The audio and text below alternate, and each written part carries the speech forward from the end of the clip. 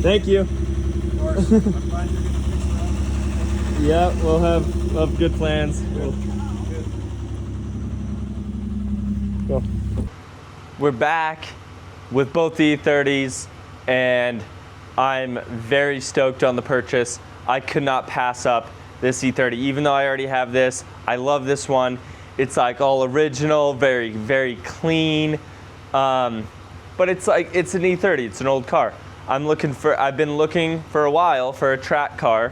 I bid on countless Caymans, 911s, E46s, M3s. I got it for a steal. He had it up for over 10,000 at the time. I think it was 9,000 was the price. Told him, hey, I have 6,500. I can come get it. He said no, and I kind of worked on him for a while. I wasn't pushy. I was just like, hey, I have the money. If you want to sell it, I'm here for you. He eventually was like, hey, I need to get this thing out of the garage and come get it. So the big kicker here is it's got a 1998 M3 motor and transmission. So that was the huge kicker. I was looking for a while. I actually bid on some E46 M3s that were crashed to then do the swap into this car. It was really hard. Like all the crashed like M3s were, I don't know, 7 grand. And so when he said yes to an already swapped E30 for 6,500, which is less than I can get the engine and transmission for, I had to do it. So even if the motor blows, I'm still in a better position because all of the random things that you have to get to do the swap adds up a lot. Like here.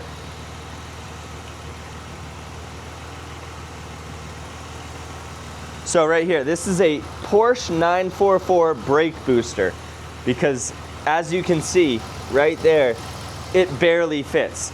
And this is an M50 intake manifold because the S52 intake manifold actually flows less.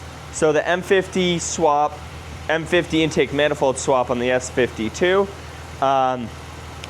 is a higher flow intake manifold. And then as you can see, a newer radiator with an electric fan, countless other parts as well. The wiring harness was all done and neatly and tucked in here.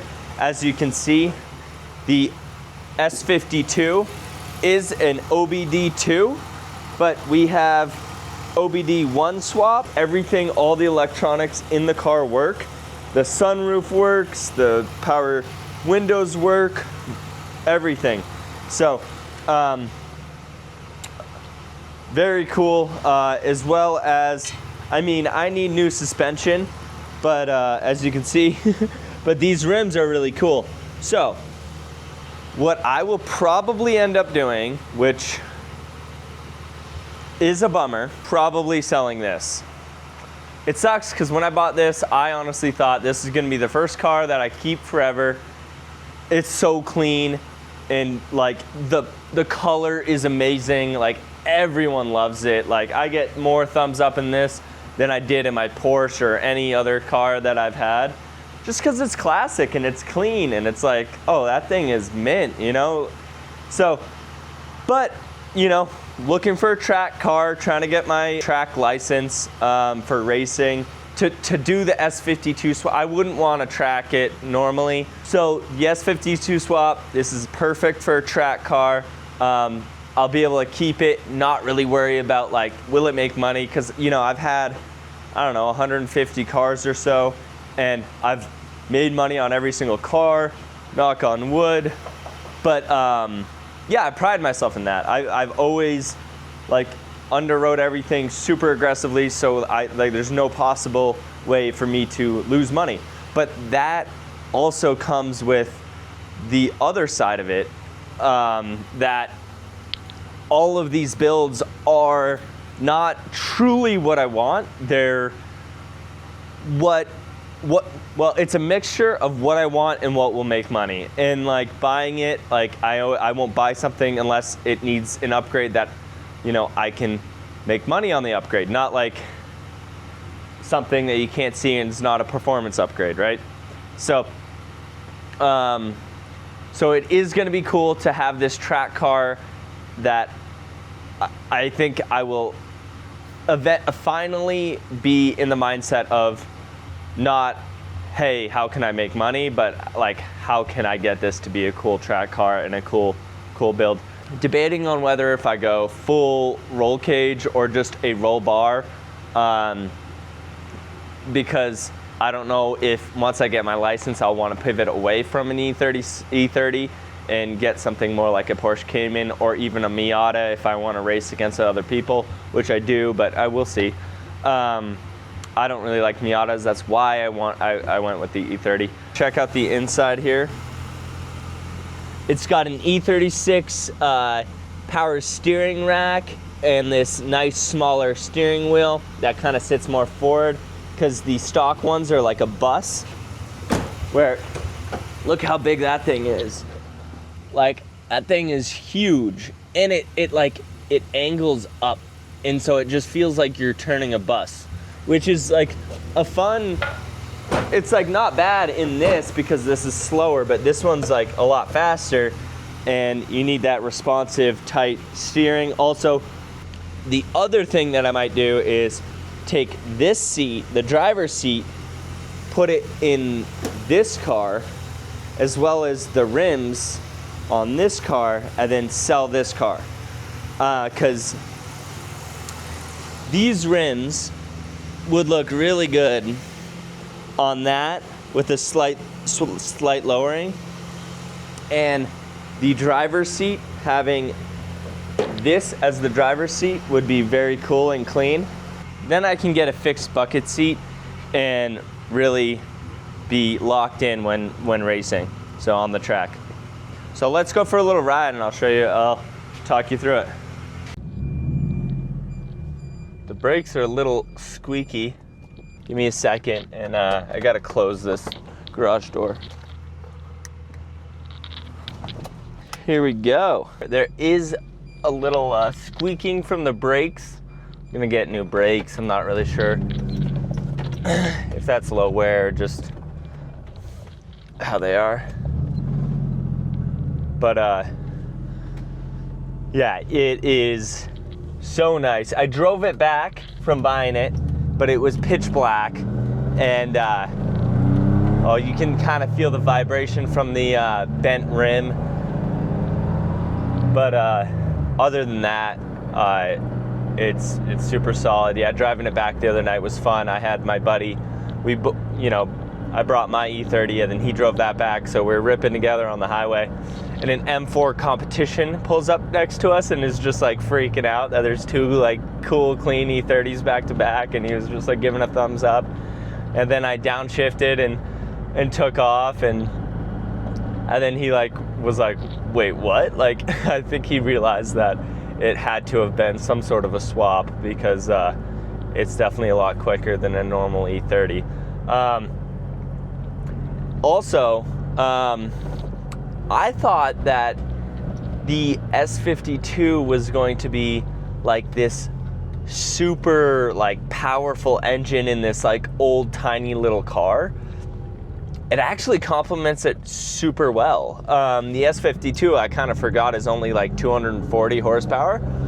So with the M50 intake manifold, it's probably 240, because just the engine's so old that it probably dropped off, but then an M50 intake manifold kind of maybe brought the power back or whatever. I don't know. But anyways, it's still not even 300 horsepower, so so when I would floor it, I was like kind of underwhelmed, but then I thought about it and I was like, you know what? The more I like drove it, the more I realized it's kind of perfect. The power in this car, it's not too much. The one thing that I have noticed is that the gas pedal kind of gets stuck. The wire, I'm assuming, I need to figure it out. I'm assuming it's still drive-by-wire intake or throttle body. So It just feels like it maybe gets a little stuck. I don't know if it's just needs to be tightened. Maybe there's some like play in it. So that's one thing I noticed. But this steering is just night and day between this car and this stock car. It is so nice.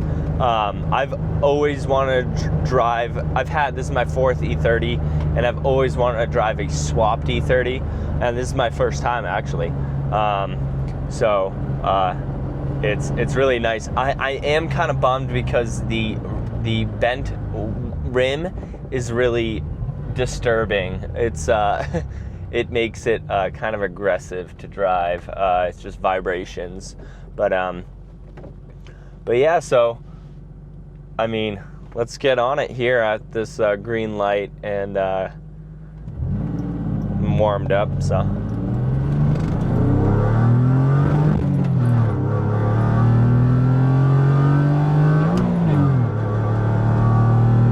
see the gas pedal kind of got stuck there again. I actually think it's this mat. It might be this mat, because that was kind of weird. I don't know if you heard that. It like stayed fully matted between shifting, and I was not trying to power shift or whatever you call it. I mean, that's quick. Yeah, that is very quick actually. Woo-hoo-hoo. Oh yeah. Oh God, got a little sideways. Okay, so yeah, I definitely need to do some chassis stiffening. That was a little, well, it also has stock suspension, and these tires are not good. So it is kind of a long ways to go before I get that high performance feel to it. But around that corner, it kind of like it kind of slipped. But I don't know if you ever had that feeling where the body kind of torques a little. You can feel the body of the car torquing a little bit before it slips. It was a very similar feeling when I had the STI swap in my Forester, where it's just like, you know that the body is not meant for the power. Especially when I did the wide body on the Forester, like it felt like the chassis was gonna twist and break. It was just too much grip and power. So definitely need some strut tower bar for the front and rear, and some other maybe body stiffening mounts. The short throw shifter is so tight. Heat gauge is scary because it's off-centered and it's showing hot right now, even though I know it's not hot. So I might pull over just to double check that I'm not overheating this thing, because I don't really know it yet. He warned me about that, but it seems a little weird. Steering wheel mixed with the M3 steering rack, which is leaking. I have to rebuild it, but it's unbelievable. Like, I can actually turn, and it feels like I can turn on a dime. The other one is, it's a bus. It's like kind of crazy. I need to figure out what the S52 revs to, because I mean, this tach goes to 7,000, and I just went to 7,000 and it didn't hit limiter. That was crazy.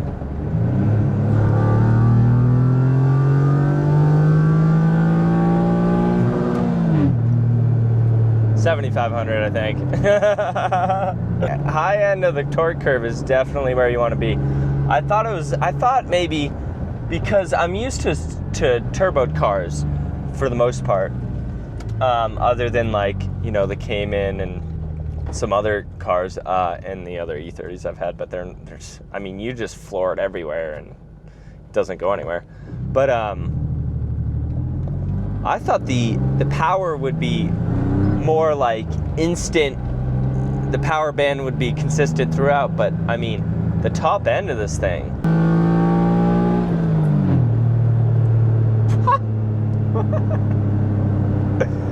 Oh man, with some suspension and good brakes. Oh, this thing will eat it up. Real quick. So that's where the temp gauge is at, but he said that that is normal. It was even going higher than that though. I'm not sure if I'm gonna strip the interior on this thing or what. I feel like at that point, there's no going back, you know? And at least for the first year, I kind of want it to be like a street track car, not full track car, because I want to keep my options open. Electricity draw I need to figure out, but I guess I can just always unplug the battery when I know I'm gonna let it sit for a while. But I mean, other than that, holy crap, it's sick. It's clean too. I mean, look at this.